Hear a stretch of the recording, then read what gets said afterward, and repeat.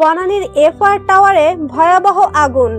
রাজধানীর বনানীর বহুতল এফআর টাওয়ারে ভয়াবহ আগুন লেগেছে। আজ বৃহস্পতিবার বেলা 1:45টার দিকে এই আগুন লাগে। ফায়ার সার্ভিসের নিয়ন্ত্রণ কক্ষ থেকে জানানো হয়, আগুন লাগার খবর পেয়ে আগুন নেভানোর কর্মীরা ঘটনাস্থলের উদ্দেশ্যে রওনা হন। বেলা 2টা নাগাদ ফায়ার সার্ভিসের 13টি ইউনিট আগুন নেভাতে কাজ করছিল বলে জানা যায়। এফআর টাওয়ারটি বনানীর কামাল আতাতুর্ক এভিনিউতে অবস্থিত। ভবনটি 17 তলা বলে জানা গেছে। ভবনে রেস্তোরাঁ আছে অফিস। ঘটনাস্থলে থাকা লোকজনের ভাষ্য, আগুন লাগার সময় ভবনের ভেতর অনেক লোকজন ছিলেন। প্রত্যক্ষদর্শীদের ভাষ্য, ভবনের 8ম তলায় আগুন লেগেছে বলে তারা প্রথমে জানতে পারেন। পরে অন্যান্য তলায়ও আগুন ছড়িয়ে পড়ে।